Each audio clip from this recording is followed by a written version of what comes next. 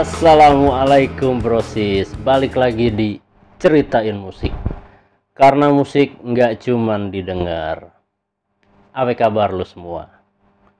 Gue harap lu semua dalam keadaan sehat-sehat aja ya brosis. Dan yang gue doain pastinya ya, lu semua dalam keadaan banyak rezekinya. Buat lu semua yang terus pantengin channel gue, lu diberikan segala macam kemudahan, lu diberikan rezeki yang melimpah. Nah brosis, di 2 episode sebelumnya kita semua sama-sama udah tahu nih masa kecil Ray Charles yang bisa kita bilang tragis gitu ya. Dari mulai meninggal adiknya di depan mata kepalanya dia sendiri, lalu ditinggal sama ibunya yang satu-satunya orang yang penguat gitu ya, penguat si Ray Charles ini.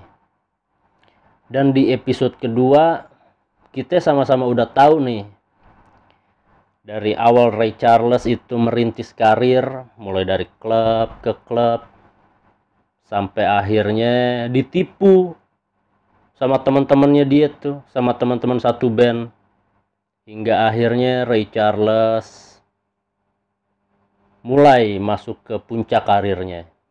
Dan yang pasti dia hancur lewat nyoba heroin. Nah, buat episode ketiga gue bakalan nyeritain lebih dalam tentang Ray Charles yang semakin terperosok ke dalam jurang narkoba. Lalu gimana sih setelah dia kejeblos kayak gitu tuh, gimana sih dia bangkitnya itu kayak gimana? Nah, di episode terakhir ini gue akan ceritain itu lebih dalam. Dan yang pasti Ray Charles ini bukan cuman sekedar cerita, tapi Ray Charles itu salah satu orang yang memberikan warna musik baru di dalam dunia musik. Lu mau tahu kayak gimana kelanjutannya? Lu ikutin aja.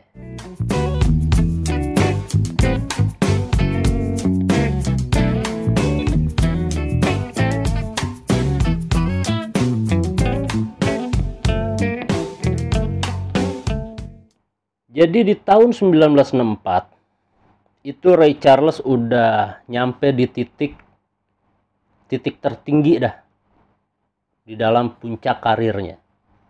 Ray Charles udah jadi seorang superstar, manggung di sono kemari, tur dunia. Lu bayangin tahun segitu dia tur dunia. Karena apa? Karena warna musik barunya itu. Menjadi seorang bintang itu nggak nutup dirinya dari rasa bersalahnya itu. Karena yang kita tahu, yang namanya orang pakai narkoba buat jadi pelarian gitu ya, ini kan kita perlu garis bawahi nih, Ray Charles ini awalnya cuman sekedar nyoba buat jadi pelarian dia gitu. Cuma ketika efek narkoba habis, dia ingat lagi, akhirnya pakai lagi, kan begitu. Terus udah muter tuh lingkaran setan. Nah, sampai akhirnya di tahun 1964 ini tuh, di tahun 60-an, kecanduan Ray Charles sudah makin parah. Sampai akhirnya kepolisian pun tahu kalau dia nih make heroin. Ibarat kata begini, sepinter-pinternya tupai melompat pasti jatuh juga. Nah, ini yang dirasain sama Ray. Setelah candunya dia yang berat sama narkoba, ketangkep dia. Media se-Amerika itu heboh saat itu. Berita di koran, di televisi, di radio, semua nyeritain tentang penangkapan Ray Charles. Lu bisa bayangin brosis, ketika dia di puncak kejayaannya, dia malahan ketangkep gara-gara narkoba. Karirnya di ujung tanduk. Akhirnya Ray sadar kalau dia nggak bisa bangkit nih dari keterpurukan ini, dia bakalan tamat di dunia musik. Akhirnya setelah ditangkap segala macam, Ray mengajukan buat rehabilitas. Diiyain dah tuh sama kepolisian sono. Di dalam memoarnya, Ray Charles tuh bilang, heroin itu pembohong. Ya karena apa ya? Karena yang namanya narkoba, efek-efek yang kayak gitu, itu cuman ngebohongin pikiran lu doang. Lu ditutup sama ilusi sesaat gitu loh. Nah, di 1966, 2 tahun setelah Ray rehabilitasi, akhirnya Ray Charles ini alhamdulillahnya sembuh total nih dari yang namanya ketergantungan sama heroin. Sampai dia ngeluarin satu album itu di tahun 1966, judulnya Crying Time. Nah, dia balik lagi tuh ke panggung lama, tur lagi ke sono kemari. Bahkan gak cuma itu doang. Selama 2 tahun rehabilitasi, dia juga mempermatang, ibaratnya memperdalam lagi ilmu musiknya.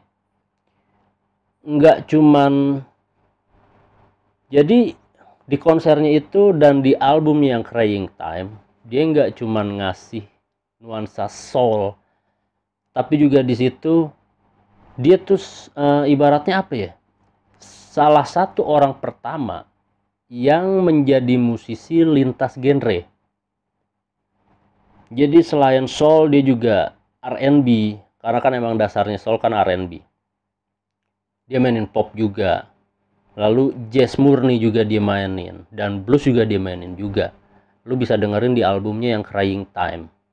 Itu lagu-lagunya tuh udah bener-bener lintas genre di situ.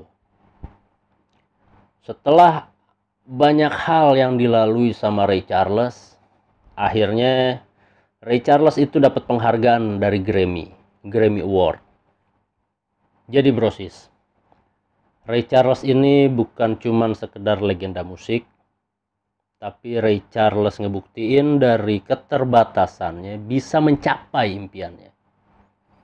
Dan Ray Charles juga ngebuktiin kalau trauma masa lalu itu bisa diatasi. Tapi bukan lewat narkoba, bukan lewat hal-hal yang berbau negatif. Kita bakalan bisa ngelewatin trauma itu ya dengan diri kita sendiri yang positif gitu. Dan yang bikin dia abadi bukan cuman sekedar musiknya, tapi keberaniannya dia buat bangkit dari bayangan kelam di masa lalunya. Nah, jadi kayak begitu kisahnya brosis. Kalau lu mau ada komentar-komentar terkait Ray Charles, misalkan ada kesalahan gue ngucap atau kesalahan data gue, boleh lu komen-komen aja. Atau lu juga pengen request, bang bahas ini dong, bang bahas ini dong, sampein aja. Nanti gue riset dulu. Kayak ini kan permintaannya teman gue nih, permintaannya Ricky.